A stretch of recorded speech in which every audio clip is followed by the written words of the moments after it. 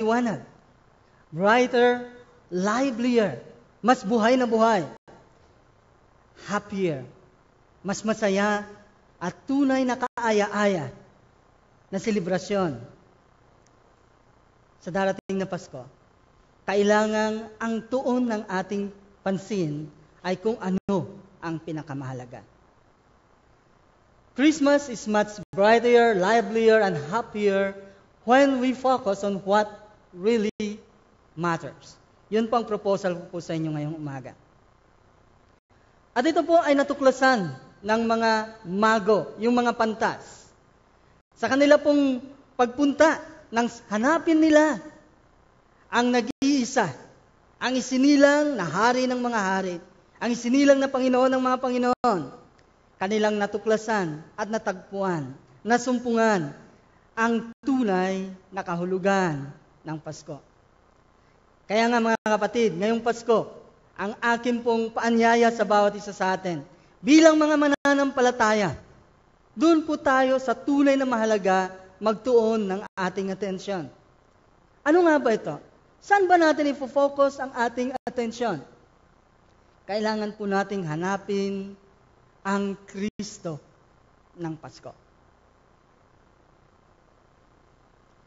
At sa paghahanap natin ng Kristo ng Pasko, napakagandang pansinin natin kung ano ang nangyari noong panahong yon na dumating ang ating Panginoong Jesucristo. Noong panahon na kung saan isinilang siya sa isang maliit na bayan, ang bayan ng Bethlehem. Sa isang munting lugar na kung saan namamahinga ang mga hayop, sa manger. Sa isang hindi kaaya-ayang pagkanlungan para sa kanya, yun po yung sabsaban. Ano nga bang nangyari noon? At ano ang kahulugan nito sa ating buhay? Mga kapatid, upang magkaroon tayo ng tunay na maligayang Pasko, kailangan natin ang focus. Pansinin po natin ang focus ng mga tao nung panahong yon.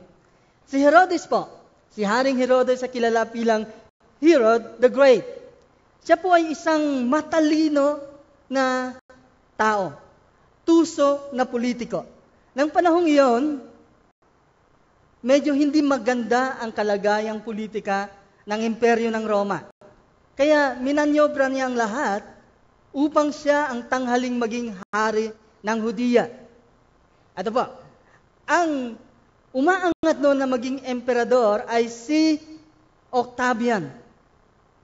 Nang siya ay maging emperor, tinawag siyang Emperor Augustus Caesar. Nang si Herodes nang maging hari ng Hudiya, napakarami niyang mga projects.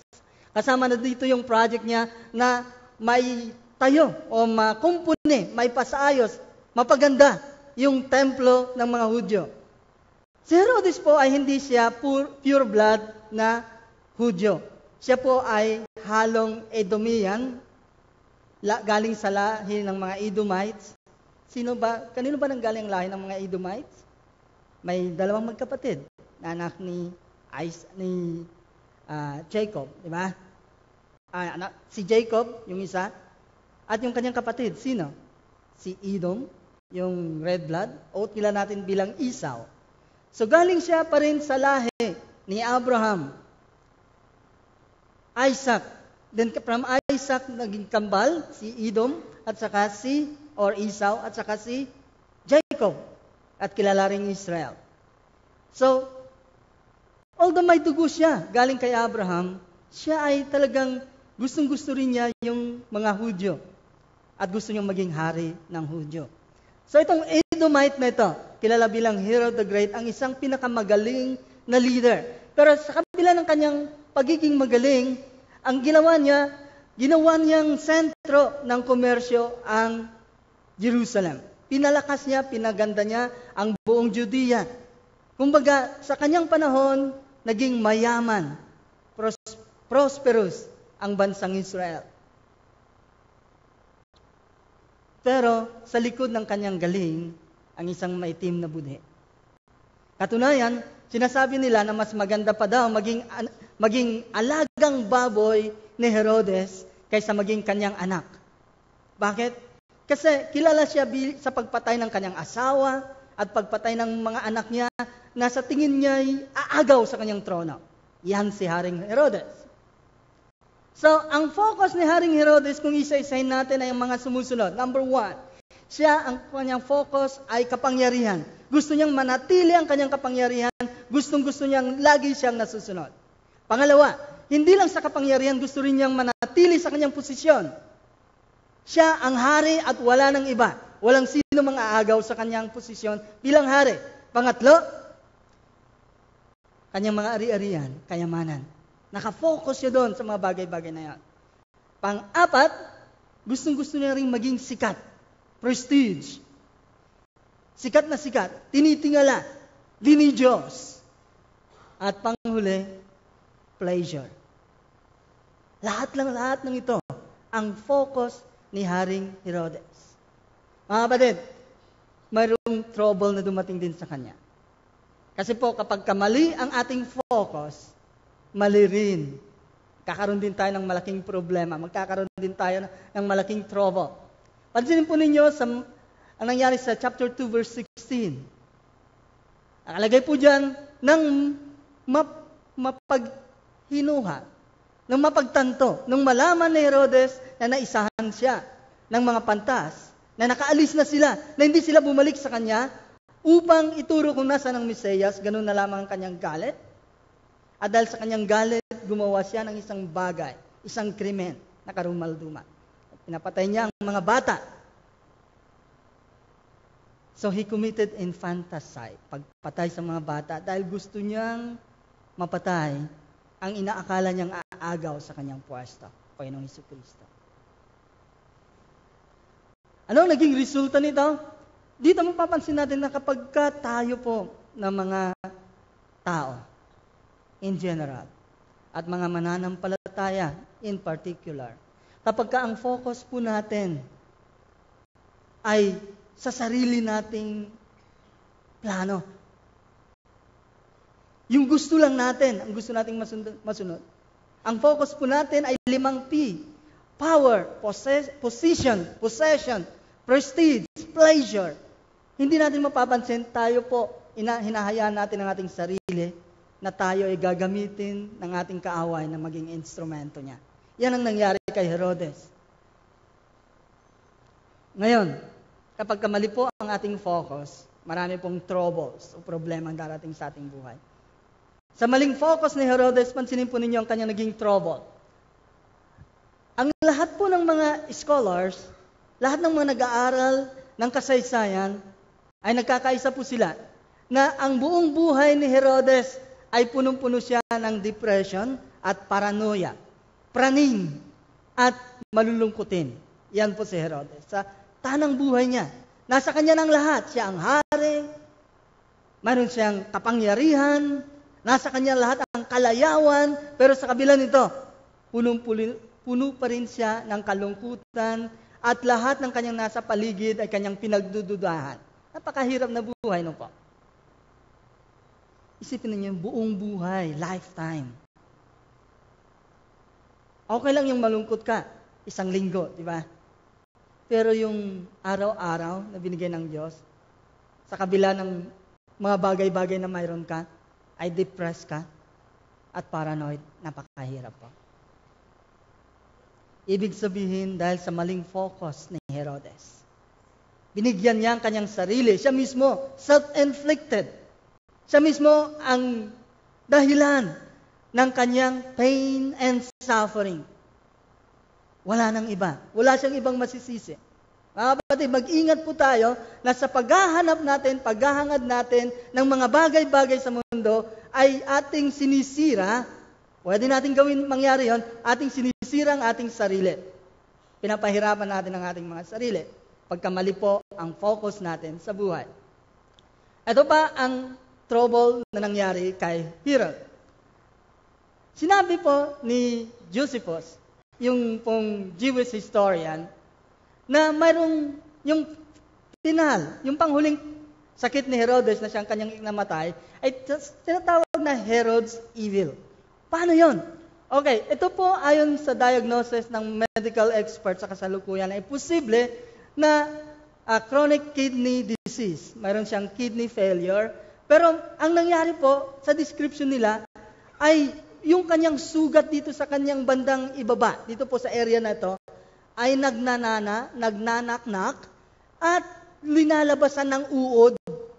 Imagine niyo yun? Yun ang hirap na tiniis niya hanggang siya'y mamatay. Kasabihan niya, kapag ang buhay mo ay punong-puno ng pagdududa, praning ka, at depressed ka, maraming sakit na darating sa'yo. Ito yung kanyang naging hantungan. Sabi po, yung 4 years gangrene, yun po yung dito sa kabuuan dito, nagnanana, yun po yun. Yun din po ang kinamatay ng apo niya, na si Haring Agrippa, sa Aklat ng Mga Gawa, noong 44 CE. Yun po yung alternative na description sa AD. Ang ibig sabihin po ng CE ay Christian era, hindi po Christian education. Christian era. Yung AD, Anno Domini. Nang ibig sabihin, Year of the Lord. Okay ba? So, in the end of his life, he suffered excruciating death. Napakapait, napakasakit na kamatayan. Tandaan natin, sa dulo ng ating buhay, kung anong ating itinanim, yun din ang ating aanihin.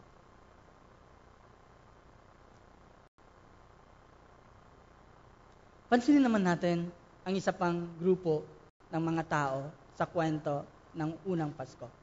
Ang mga tao namang ito ay ang mga taga-Jerusalem.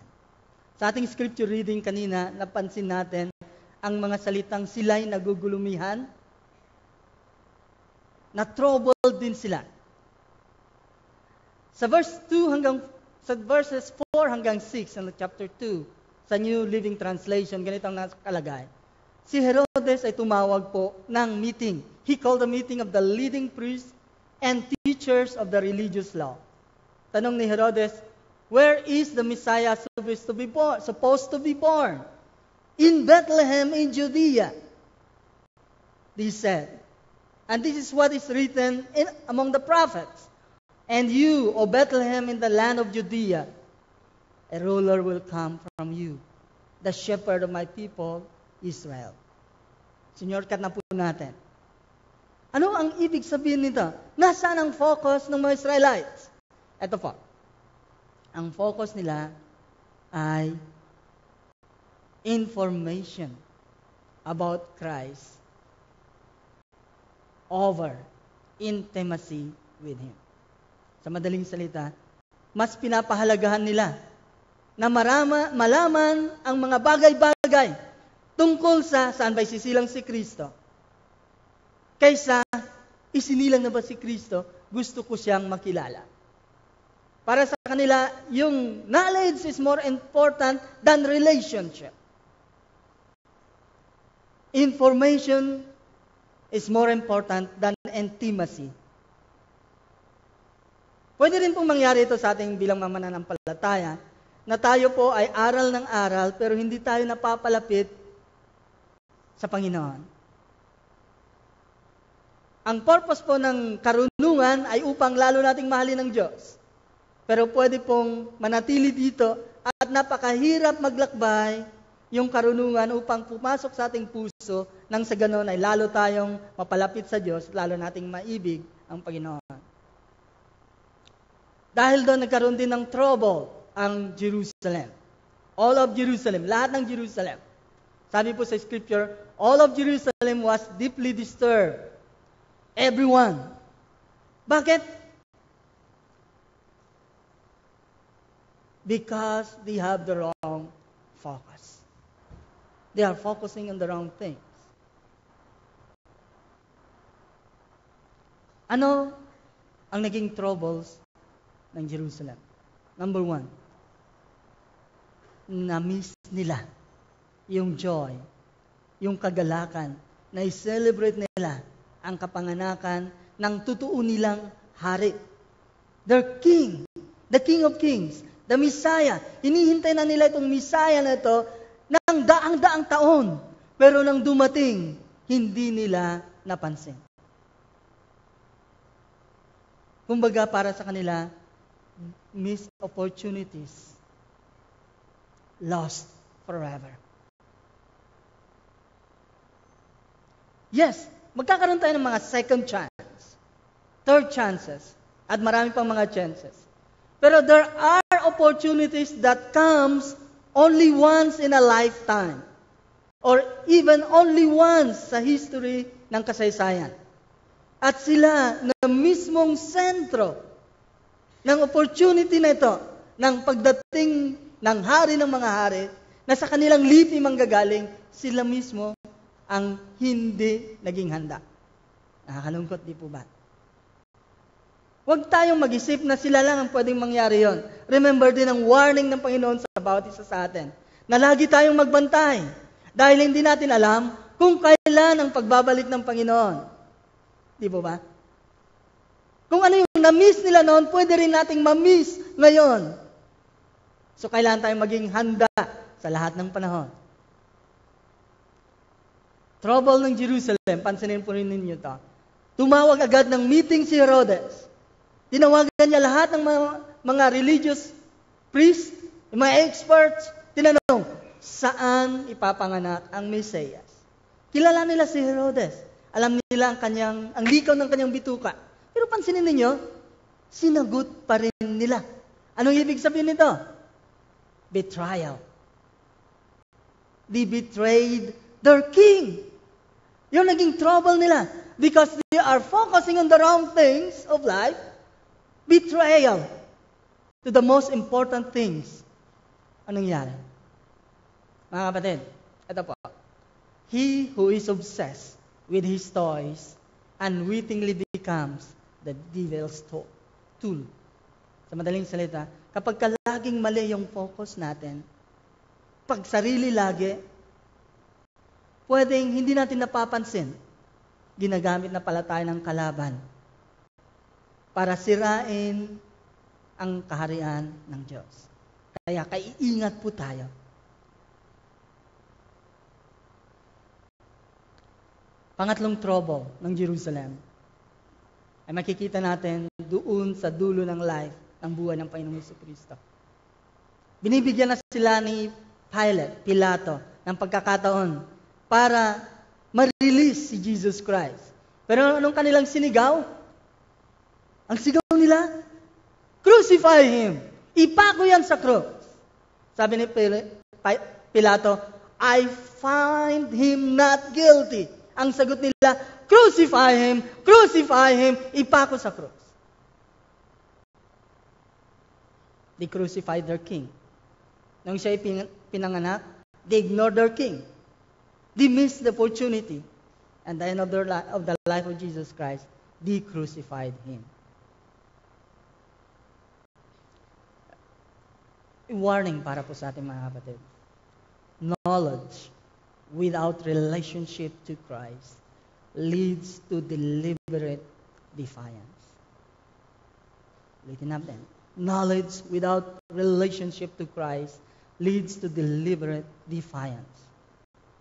Kapag ang tanging focus mo ay karunungan, pero hindi mo pinapatibay, pinapalakas ang iyong relasyon sa Diyos, sa Panginoong Jesucristo, magiging rebelde ka pa rin sa Panginoon. Malala ko tuloy yung isang kwento ng isang hari na nag-birthday. At ang kanyang naging konsepto sa pag-birthday niya, gusto niyang magpalaya ng mga alipin na nakakulong. Yung mga nakakulong dahil sa mga nagawa nilang mga kasalanan. Hindi siya nagtitiwala dun sa kanyang warden na sasabihin ng warden kung sino yung pinaka-worthy na mapalaya. Kaya, nag-isip siya ngayon ng idea. Paano ko kaya malalaman kung sino ang most worthy sa mga bilanggo para aking mapalaya? Gabi bago yung birthday ng hari, may isang bilanggong matanda na uugod-ugod na ipinasok doon sa selda. Bago yun, nabalitaan na ng mga preso na magpapalaya ng isa sa kanila yung hari. At lahat sila ay naging mabait para umaasa na sila ang mapalaya. Nang pumasok itong uugod-ugod na matanda, gula-gulanit ang damit, puro putik at dumi ang buong katawan. Yung ibang mga preso, karamihan sa kanila, kinukutya. Yung iba nga, sinasaktan. Pero mayroong isang matandang lalaki na nandun sa sulok, sabi niya, "Huwag na ninyo siyang pakialaman. Akin na lang siya. Ako na lang bahala diyan sa kanya." So yung nandun sa sulok na yon, ang nag-alaga, naglinis doon sa matandang ipinasok sa kulungan, at sila ay nakatulog ng lahat. Kinaumagahan, wala na yung ipinasok na matanda. Wala na rin yung nag-alaga sa kanya. Nagtanong yung mga preso, "Nasaan ang hari? Ba't hindi pa siya pumupunta para may pakawalan sa amin?" Ang sagot ng gwardiya, "Pumunta na dito yung hari at napili na niya kung sino ang pakakawalan." Yung palang matandang gula-gula nitong hari. Hindi nila nakilala. Bakit? Ang focus nila, paglaya, hindi relationship. Tandaan natin mga kapatid, never get too busy. Tayo maging masyadong busy ngayong Christmas. Never get so busy celebrating that you don't have any time for the celebrant. Sino ang celebrant ng Pasko? Jesus Christ. Pero nagsi-celebrate tayo. Kanino tayo nagbibigay ng regalo? Sa celebrant ba o sa isa't isa? Okay. Hindi ba nakapagtataka yan? Yung birthday celebrant hindi nireregaluhan, ang nireregaluhan yung isa't isa? Eto, challenge sa atin. Everybody's birthday, next week, right? Mag-isip po kayo, anong gusto yung irigalo kay Jesus? Yun ang challenge. Give time para sa ating celebrant. Give him big time this coming week. Amen po ba?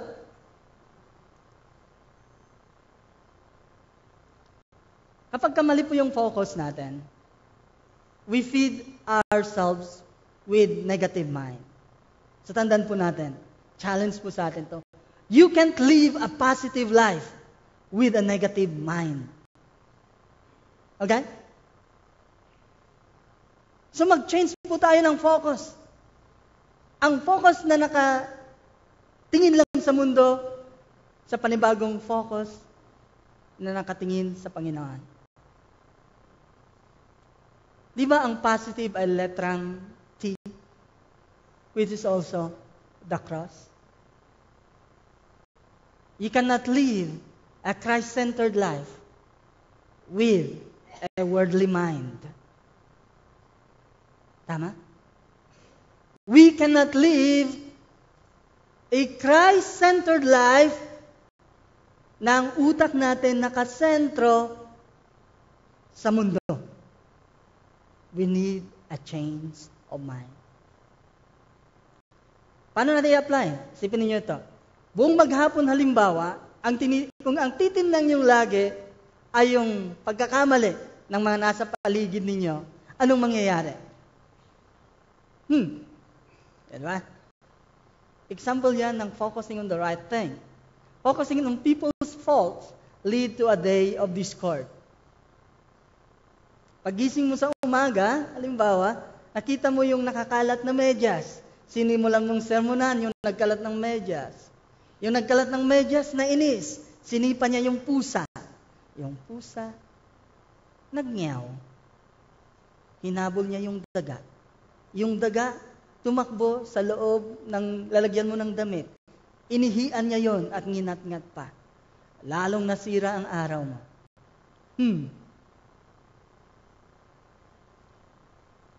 Then, number 2, right focus leads to blessing. Ano yung number 1? Wrong focus leads to troubles. Number 2, right focus leads to blessing. Ano ba ang focus ng mga magay? Pansinin po natin nakalagay.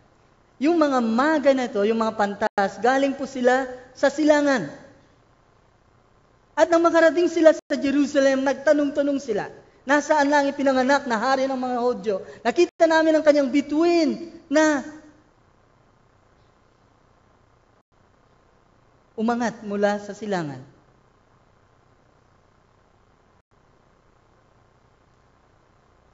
Ito po yung pinaka usual na interpretation natin kung saan sila nanggaling. Nakikita po ba ninyo dyan? Yung maliit po na parang 1 inch na line dito po sa bandang dulo sa ibabaw, 100 miles po yung layo nun. So imagine po ninyo yung layo ng kanilang nilakbay. In fact, ayon po sa mapa ng Google Map, ang nilakbay nila ay humigit kumulang 800 miles or 1,237 kilometers. Yun ang layo ng kanilang nilakbay. At napakaganda po ng highway na kanilang dinaanan. Pansinin po, ganyan ang kanilang dinaanan. Ang ganda po, ano? Highway talaga.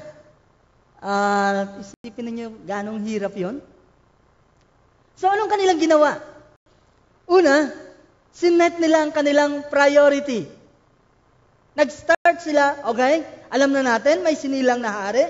Alam natin na ito yung King of Kings and Lord of Lords. Anong gagawin natin? Anong uunahin natin?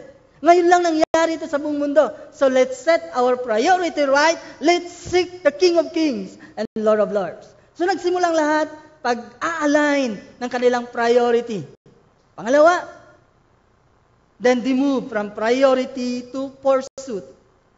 Ngayong alam na natin kung anong ating prioridad, simulan na natin ang maglakbay, hanapin natin ang King of Kings and Lord of Lords.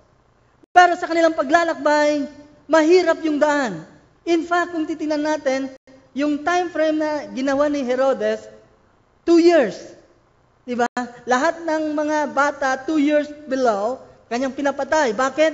Ayon sa narinig niya sa mga pantas, in-expect niya na more than a year naglakbay yung mga pantas para sigurado siya.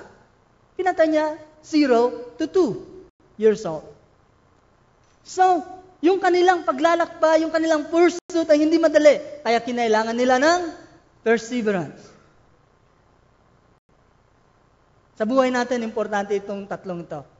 Priority, pursuit, perseverance.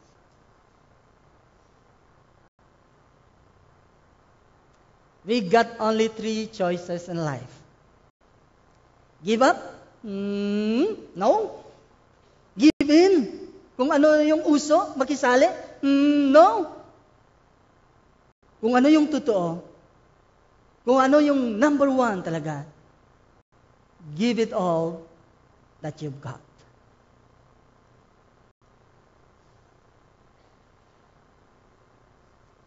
Right focus leads to blessing.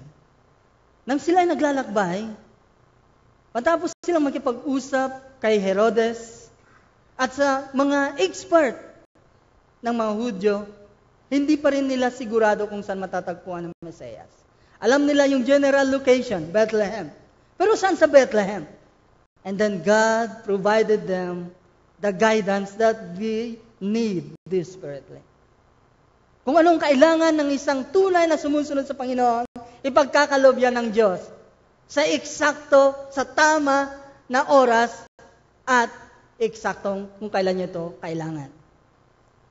Pansin po natin, they saw the child with his mother Mary and they bowed down and worshiped him. Then they opened their treasures and presented him with gifts of gold, frankincense, and myrrh. Right focus leads to blessing. Paano yon? Una, they sought the Lord. Hinanap nila ang Panginoon. Then, they saw the Lord. Nakita nila ang Panginoon.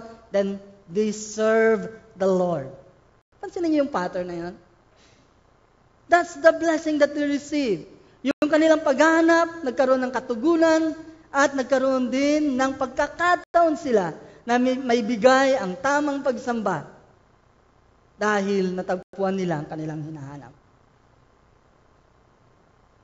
Remember this, brothers and sisters, seekers of Christ will always receive reward. Wise men still seek Jesus Christ. Mayroong 3 C's of life. Choices, chances, and changes. You must make a choice. Kailangan pumili ka. Anong priority mo? Ano ang focus mo? The right thing or the wrong thing? Pag pinili mo yung wrong thing, magkakaroon ng changes. Diba? Sa buhay mo pa rin. You would have still a chance. Pero yung change to the downward, negative. But if you choose the right thing,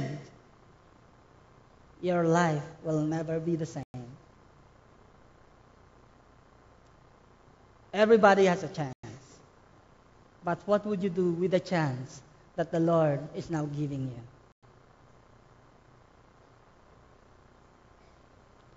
What do we need to do? Simple lang po. Every day, do something that will inch you closer to a better tomorrow. Huwag tayong masatisfy sa lugar natin ngayon. Sa ating spirituality. Huwag tayong masatisfy sa ating Christian life ngayon.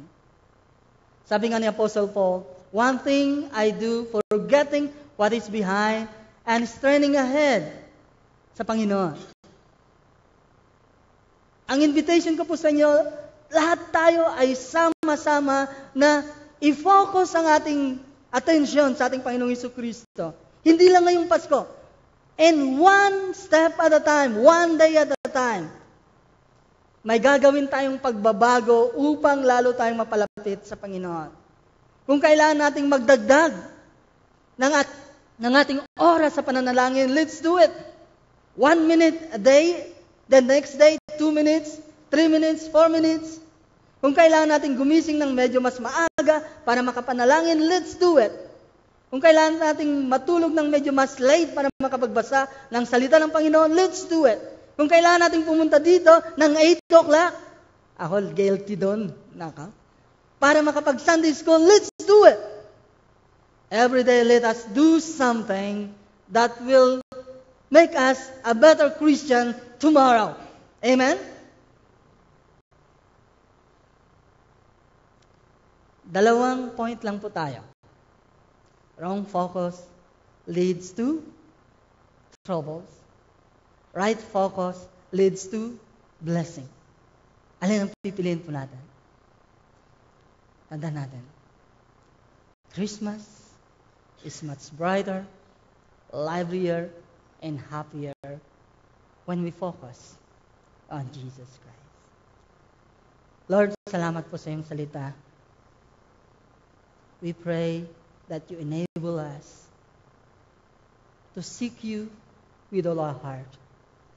In Jesus' name, amen.